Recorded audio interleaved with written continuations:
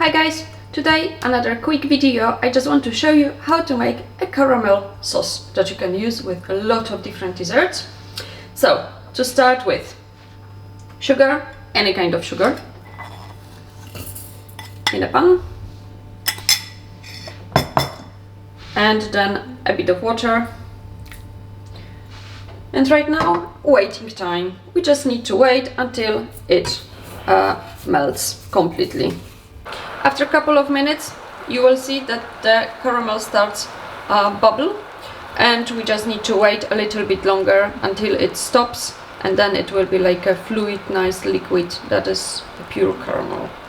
When it looks like that, after a couple of minutes of bubbling, we lower down the heat to minimum, and right now we can add the butter and double cream.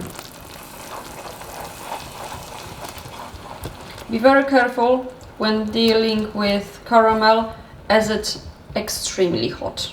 Let it all melt, dissolve. And that's how the sauce looks like when it's ready.